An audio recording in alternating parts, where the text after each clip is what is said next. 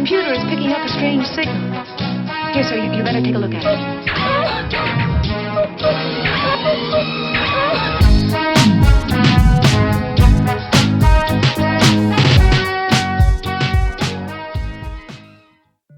Hello dear listener, and welcome to episode 85 of Life Through a Prism with your host Rob Tierney. In this episode we look at a very sobering article from abc.net.au by Beck Pridham entitled Tasmanian Refugee Legal Service reports rising number of LGBTQIA+ clients who fear for their life if returned home. This is dated 5th of July 2025. In short, nearly 70 countries criminalise people for being gay, with some even using the death penalty. The Tasmanian Refugee Legal Service, or TRLS, is representing a growing number of onshore LGBTQIA+ clients seeking asylum who fear persecution in their home country. What's next?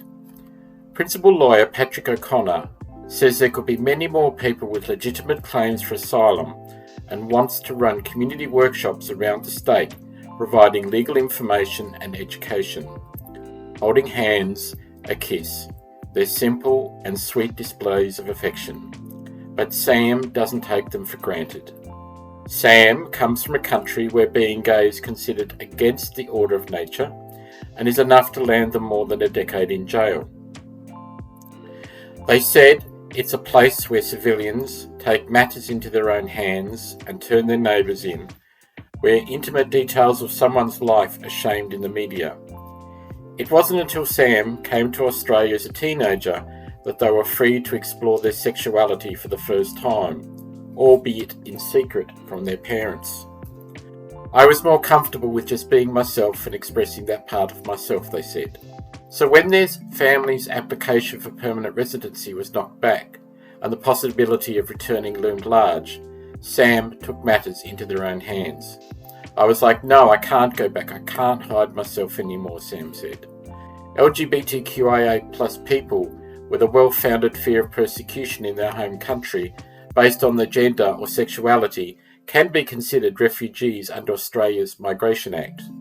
Sam turned to the Tasmanian Refugee Legal Service, arguing to the Department of Home Affairs that being gay exposed them to serious harm. Their application for permanent protection was successful. I felt like a weight was lifted off my back, like I was so relieved, they said. Growing number of asylum cases and likely hundreds who haven't come forward. 67 countries criminalise people for their sexual orientation, with punishments ranging from months behind bars to a life sentence. In some places, it's a death penalty. TRLS principal lawyer Patrick O'Connor said the danger often extended beyond the state to hostility from families and the community and systematic discrimination in employment, housing, health and education.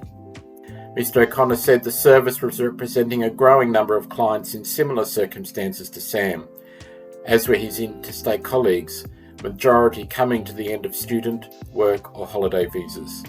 They genuinely fear for their life if they were forced to return, he said.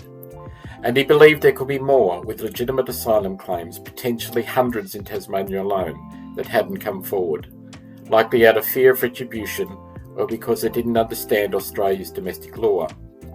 Mr. O'Connor is seeking funding to dedicate a lawyer to this caseload and to run community workshops around Tasmania, providing legal education to help people understand the law and make them feel comfortable approaching the service. There's a lot at stake for the applicant, he said.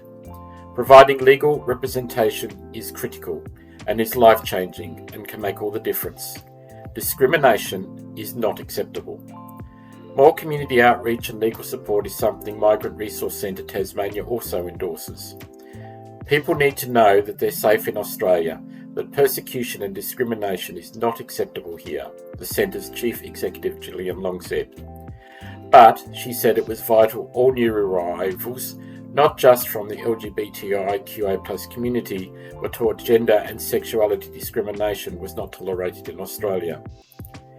All people who have diverse gender identities and sexual orientations are vulnerable in the community, but for those who are from migrant backgrounds, from refugee backgrounds and from asylum seeker backgrounds, they're extremely vulnerable, she said. They may be particularly wary of connecting with their cultural community here because they know that their cultural community won't accept them and will discriminate against them. For many, when they get to Australia, it might be the first time that they feel comfortable to actually discuss their sexual orientation or gender identity with anybody. Ms. Long said it was vital that services understood how various aspects of someone's identity, including country of origin, race, ethnicity, language, gender and sexuality, intersected and supported LGBTQIA+ migrants accordingly. For Sam, the newfound security has opened up a whole new world of possibilities. I've got a lovely little love around me, and I don't think I would have experienced that if I did not apply for the visa, they said. There's not much more that I can add to that. So till next time, take care, and bye for now.